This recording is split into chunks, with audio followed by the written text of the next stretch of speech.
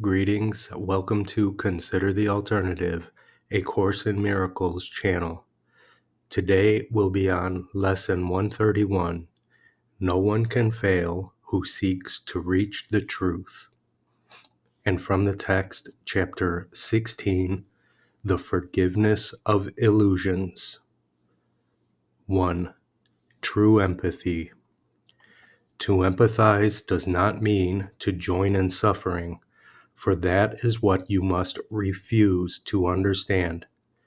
That is the ego's interpretation of empathy and is always used to form a special relationship in which the suffering is shared. The capacity to empathize is very useful to the Holy Spirit, provided you let Him use it in His way. His way is very different. He does not understand suffering and would have you teach it is not understandable. When He relates through you, He does not relate through your ego to another ego. He does not join in pain, understanding that healing pain is not accomplished by delusional attempts to enter into it and lighten it by sharing the delusion. The clearest proof that empathy as the ego uses it is destructive lies in the fact that it is applied only to certain types of problems and in certain people. These it selects out and joins with, and it never joins except to strengthen itself. Having identified with what it thinks it understands, the ego sees itself and would increase itself by sharing what is like itself. Make no mistake about this maneuver. The ego always empathizes to weaken, and to weaken is always to attack. You do not know what empathizing means, yet of this you may be sure.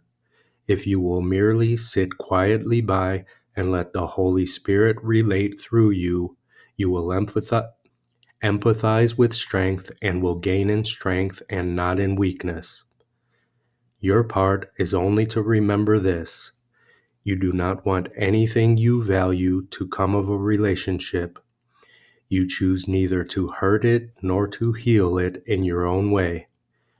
You do not know what healing is. All you have learned of empathy is from the past.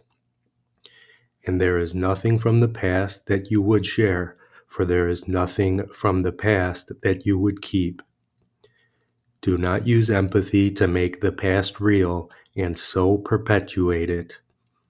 Step gently aside and let healing be done for you.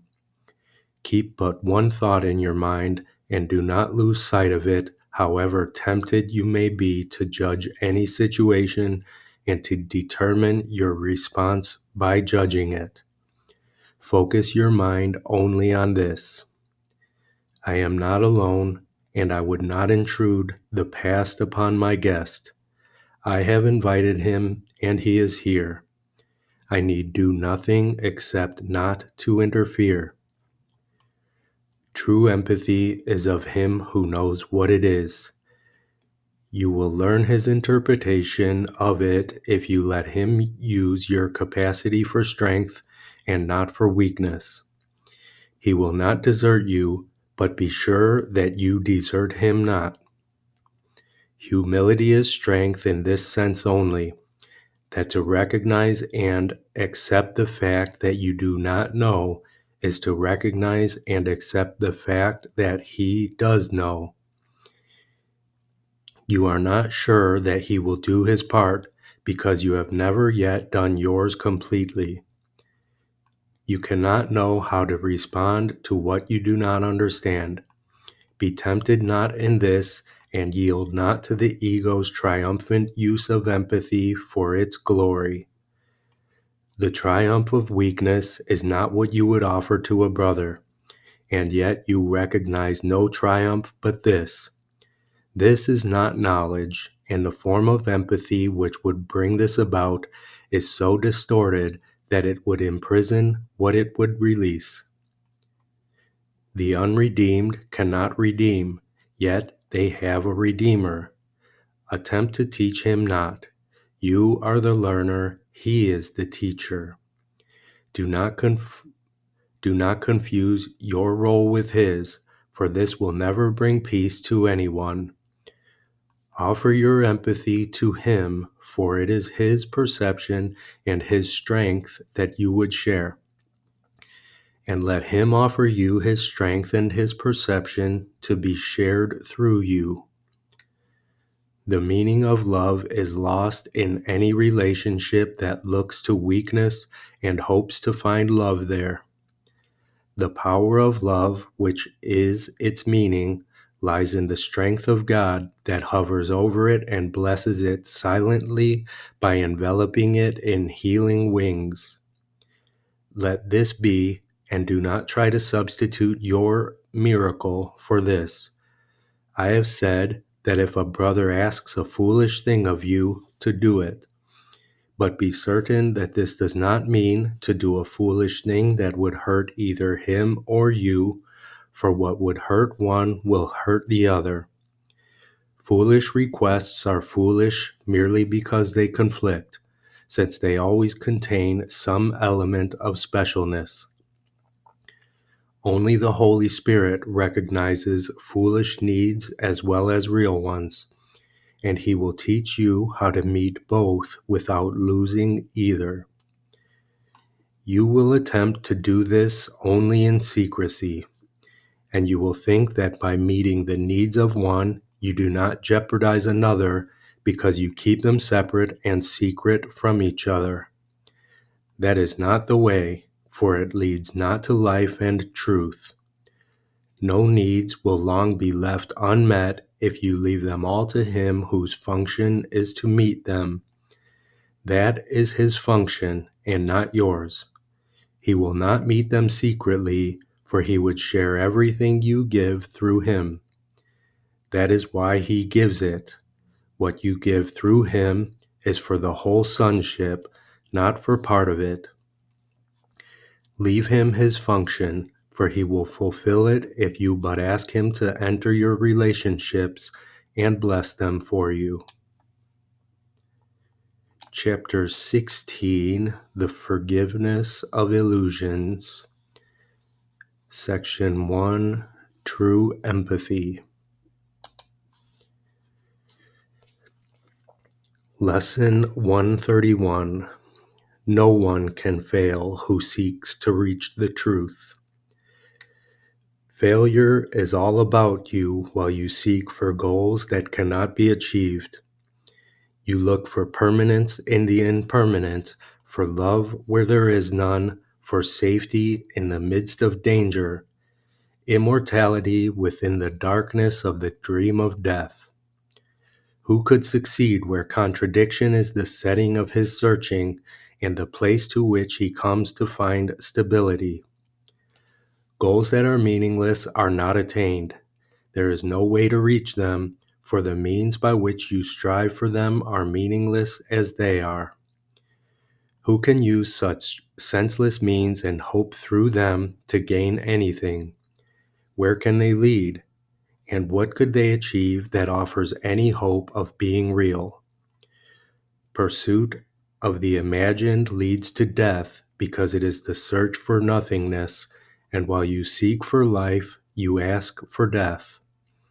You look for safety and security, while in your heart you pray for danger and protection for the little dream you made. Yet searching is inevitable here. For this you came, and you will surely do the thing you came for. But the world cannot dictate the goal for which you search unless you give it power to do so. Otherwise, you still are free to choose a goal that lies beyond the world and every worldly thought, and one that comes to you from an idea relinquished yet remembered, old yet new, an echo of a heritage forgot, yet holding everything you really want. Be glad that search you must. Be glad as well to learn you search for heaven and must find the goal you really want. No one can fail to want this goal and reach it in the end. God's Son cannot seek vainly, though he try to force delay, deceive himself, and think that it is hell he seeks. When he is wrong, he finds correction. When he wanders off, he is led back to his appointed task. No one remains in hell, for no one can abandon his Creator, nor affect his perfect, timeless, and unchanging love. You will find heaven. Everything you seek, but this will fall away. Yet not because it has been taken from you. It will go because you do not want it. You will reach the goal you really want as certainly as God created you in sinlessness. Why wait for heaven? It is here today. Time is the great illusion. It is past or in the future. Yet this cannot be, if it is where God wills his Son to be. How could the will of God be in the past or yet to happen? What he wills is now, without a past and wholly futureless. It is as far removed from time as is a tiny candle from a distant star, or what you choose from what you really want.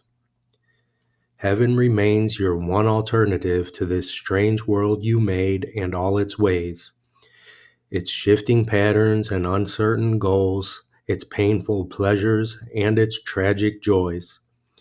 God made no contradictions.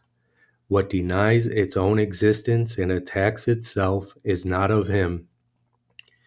He did not make two minds, with heaven as the glad effect of one, and earth the other's sorry outcome, which is heaven's opposite in every way.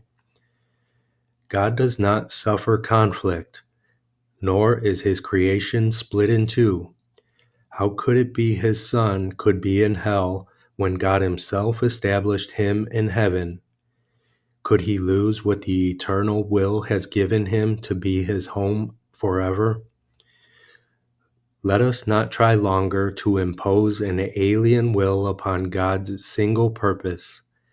He is here because he wills to be, and what he wills is present now, beyond the reach of time. Today, we will not choose a paradox in place of truth. How could the Son of God make time to take away the will of God? He thus denies himself and contradicts what has no opposite. He thinks he made a hell opposing heaven and believes that he abides in what does not exist, while heaven is the place he cannot find. Leave foolish thoughts like these behind today. Turn your mind to true ideas instead. No one can fail who seeks to reach the truth, and it is truth we seek to reach today. We will devote 10 minutes to this goal 3 times today, and we will ask to see the rising of the real world to replace the foolish images that we hold dear with true ideas arising in the place of thoughts that have no meaning, no effect, and neither source nor substance in truth. This we acknowledge as we start upon our practice periods. Begin with this. I ask to see a different world and think a different kind of thought from those I made. The world I seek I did not make alone. The thoughts I want to think are not my own. For several minutes, watch your mind and see, although your eyes are closed, the senseless world you think is real. Review the thoughts as well which are compatible with such a world and which you think are true. Then let them go and sink below them to the holy place where they can enter not. There is a door beneath them in your mind which you could not completely lock to hide what lies beyond. Seek for that door and find it, but before you try to open it, remind yourself no one can fail who seeks to reach the truth. And it is this request you make today. Nothing but this has any meaning now. No other goal is valued now nor sought. Nothing before this door you really want, and only what lies past it do you seek. Put out your hand and see how easily the door swings open with your one intent to go beyond it. Angels light the way so that all darkness vanishes and you are standing in a light so bright and clear that you can understand all things you see. A tiny moment of surprise, perhaps, will make you pause before you realize the world you see before you in the light reflects the truth you knew and did not quite forget in wandering away in dreams. You cannot fail today. There walks with you the spirit heaven sent you that you might approach this door someday and through his aid slip effortlessly past it to the light. Today, that day has come. Today, God keeps his ancient promise to his holy Son, as does his Son remember his to him. This is a day of gladness, for we come to the appointed time and place where you will find the goal of all your searching here and all the seeking of the world, which end together as you pass beyond the door. Remember often that today should be a time of special gladness, and refrain from dismal thoughts and meaningless laments. Salvation's time has come. Today is set by heaven itself to be a time of grace for you and for the world. If you forget this happy fact, remind yourself with this. Today I seek and find all that I want. My single purpose offers it to me. No one can fail who seeks to reach the truth. Lesson 131. No one can fail who seeks to reach the truth. 3 10-minute practice periods. It's all mental. You can escape the world you see. I love you. I'll see you tomorrow.